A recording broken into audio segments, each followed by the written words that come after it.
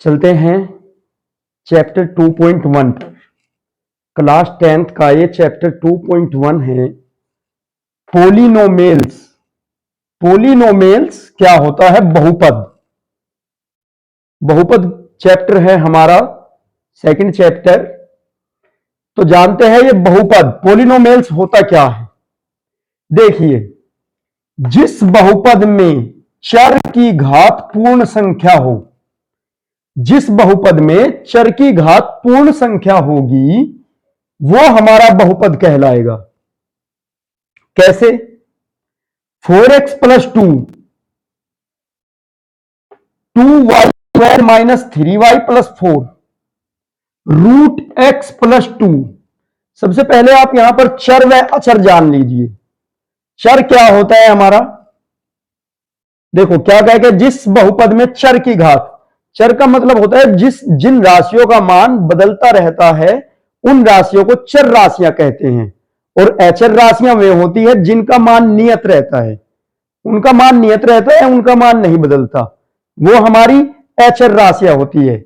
जैसे मैं यहां पे आपको बता देता हूं, चर राशियां X Y Z A B C ETC, ये चर राशियां क्यों हैं हमारी? क्योंकि आप कोई भी क्वेश्चन हल करते हो तो यहां पे x की वैल्यू, y की वैल्यू, z की वैल्यू, a b c की वैल्यू बदलती रहती है। माना आपने कोई क्वेश्चन हल किया, उस क्वेश्चन में x का मान आ गया 5, कोई दूसरा क्वेश्चन हल किया उसमें x का मान आ गया 3। इसी प्रकार y a b c इनका मान बदलता रहता है। तो ये हमारी क्या होती है? अचर राशियां, चर राशियां। तो चर राशियां, उन्होंने कहा कि जिस बहुपद में चर की घात पूर्ण हो, यानी कि एक्स वाई जेड इनकी घात हमारी पूर्ण होनी चाहिए, वो हमारे क्या होगा? बहुपद होगा। चर राशियां जिनका मान बदलता रहता है, यानी कि चरण करता रहता है, चरता रहता है, इधर उधर चरण करेगा, मान विचलित होगा, अलग अलग मान आएगा, वो हमारी चर राशियां कहलाती है। और अचर राशियां क्या होती है? जिनका मान निश्चित होता है, नियत होता है, वो हमारी अचर राशियां कहलाती है। जैसे अगर कहीं पे आपका एक आंसर आ गया तो वो हमेशा एक ही रहेगा, 2 आ गई वैल्यू तो वो 2 ही रहेगी, यदि वैल्यू 5 आ गई तो वैल्यू हमारी 5 ही रहेगी। तो ये राशियां क्या हैं हमारी? अचर राशियां। तो आपको मालूम हो गया होगा चर राशियां और अचर राशियों के बारे में। अब उसके बाद देखते हैं, इसमें कहा है कि जिस बहुपद में चर की घात पूर्ण संख्या हो, जैसे 4x प्लस 2, यहां पर x की घात कितनी है? जहां कोई घात नहीं होती, पावर नहीं है x की, तो वहां पे 1 होती है। तो x की पावर कितनी है? यहां पे 1 है। यहां पे y की पावर 2 है, यहां पे x की पावर कितनी है? 1/2 है, क्योंकि रूट में है हमारा। अब देखते हैं बहुपद के प्रकार, types of polynomials. Types of polynomials, बहुपद के प्रकार। There are 3 types of polynomials. बहुपद 3 प्रकार के होते हैं। There are 3 types of polynomials, 3 प्रकार के होते हैं। सबसे पहले आता है हमारा रैखिक बहुपद। रैखिक बहुपद, लाइनर पोलिनोमियल्स। इसमें क्या है? इसमें एक घात होगी हमारे चर राशि की, जैसे ये 2x एक घात है, √3x यहां पे भी x की एक घात है, y प्लस √2 यहां पे y की एक घात है। तो ये हुआ हमारा लाइनल पोलिनोमियल्स, यानी कि रैखिक बहुपद। जिस बहुपद में बहुपद की घात 1 होगी वो हमारा रैखिक बहुपद कहलाएगा। उसके बाद नंबर 2 आता है हमारा द्विघात बहुपद, यानी कि स्क्वायर पोलिनोमियल्स। द्विघात बहुपद, जिस बहुपद में चर राशि की घात 2 होगी, जिस बहुपद में चर राशि की घात क्या होगी? 2 होगी, वो हमारा द्विघात बहुपद कहलाएगा। जैसे देख लीजिए, यहां पे y की घात 2 है, x की घात 2 है, और यहां पे भी x की घात 2 है। तो जिस बहुपद में चर राशि की घात 2 होगी वो हमारा द्विघात बहुपद कहलाएगा। इसके बाद है हमारा त्रिघात बहुपद। त्रिघात बहुपद क्या होता है हमारा? कि जिस बहुपद में चर राशि की घात 3 होगी, जिस बहुपद में चर राशि की घात 3 होगी वो हमारा त्रिघात बहुपद कहलाएगा। जैसे √3x की पावर 3, यहां पे 2 माइनस एक्स की पावर 3 और यहां पे 2y की पावर 3 प्लस y माइनस 1। क्योंकि यहां पे देखो बड़ी घात क्या है, आप कहोगे सर इसमें तो ये भी है, y यहां पे एक घात है, लेकिन नहीं, हमको देखनी है बड़ी घात। बड़ी घात कितनी है, यहां पे 3 है, y की पावर 3। तो जिसमें 3 घात होगी वो हमारा त्रिघात बहुपद कहलाएगा। तो इस प्रकार ये हो गए बहुपद आपके। बहुपद क्या होता है, जिसमें चर की घात पूर्ण होती है वो बहुपद होता है, और ये 3 प्रकार के होते हैं, रैखिक बहुपद, द्विघात बहुपद और त्रिघात बहुपद। उसके बाद आता है आपका बहुपद का व्यापक रूप। बहुपद के व्यापक रूप को कैसे व्यक्त करते हैं, ax² plus bx plus c बराबर 0 से, यह हमारा बहुपद का व्यापक रूप होता है, जहां a b c कोई भी संख्या है। एग्जाम्पल लीजिए आप, x² प्लस 2x माइनस 8 बराबर 0। तो यहां पर क्या क्या मान है हमारे, यहां पे ए, यहां पे आपको कहेंगे सर यहां पे ए नहीं है, इसमें आपने व्यापक रूप में ए बना दिया है।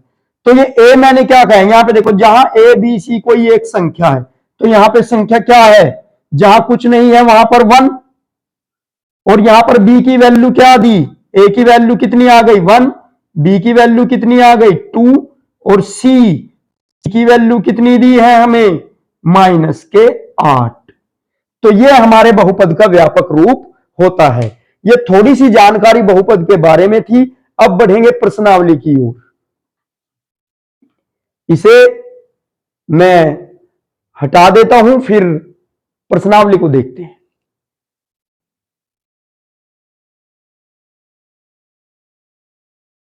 2.1 प्रश्नावली में देखते हैं। इस प्रश्नावली में से एग्जाम में हमेशा 1 या 2 नंबर का क्वेश्चन आ जाता है ग्राफ में, इस प्रकार से। ये आप देख रहे होंगे बोर्ड पर, एक ही क्वेश्चन है इस प्रश्नावली में, उसे हल करके देखते हैं। क्या कहते हैं कि किसी बहुपद px के लिए y बराबर px का ग्राफ नीचे आकृति में दिया गया है। यह आकृति आपको दी गई है, यह ग्राफ की आकृति है। प्रत्येक स्थिति में px के शून्यांकों की संख्या ज्ञात करनी है। तो हमारा इस ग्राफ पे एक तो है y अक्ष, ये जो दिख रहा है ऊपर की लाइन, ये सीधी लाइन, ये तो है हमारी y अक्ष, और ये लेफ्ट राइट वाली लाइन है x अक्ष।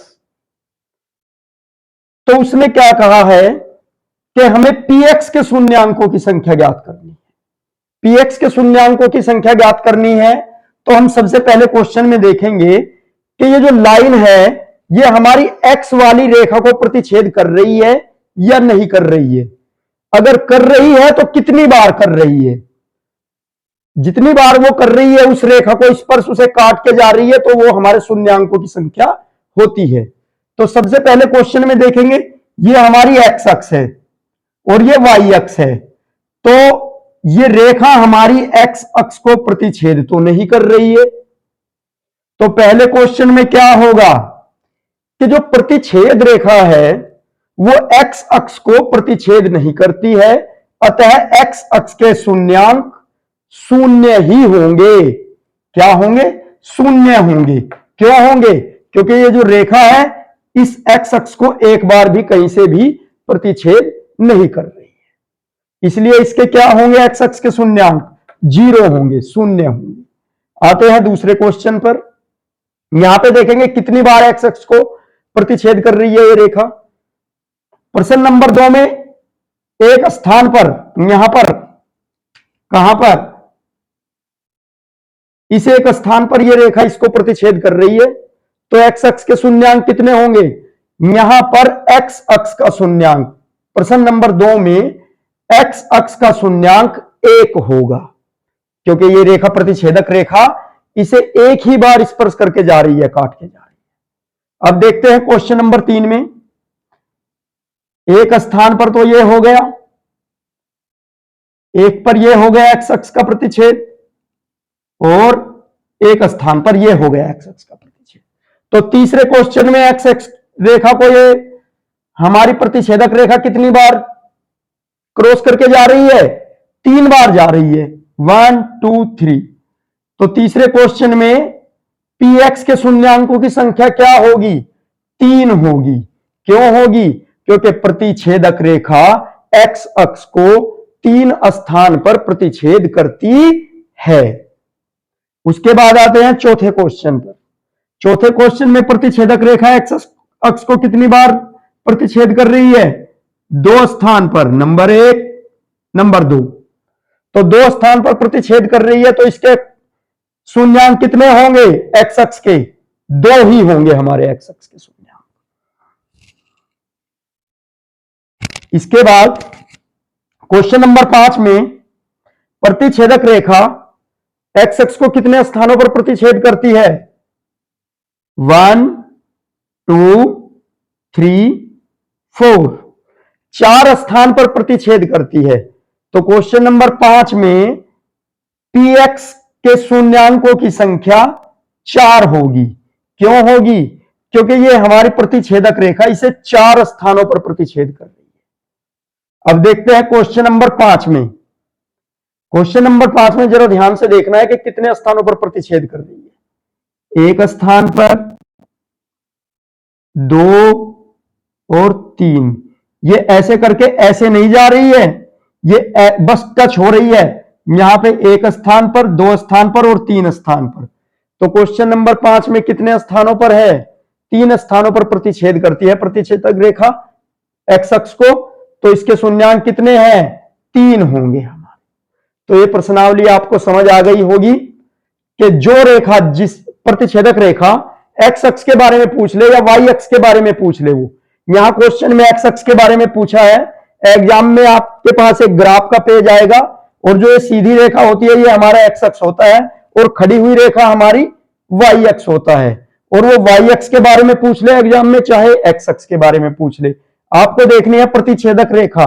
प्रतिच्छेदक रेखा जिस अक्ष को जितनी बार प्रतिच्छेद करेगी वो उसके शून्यांक होते हैं, चाहे वो वाई अक्ष के पूछे जाए चाहे वो एक्स अक्ष के पूछे जाए।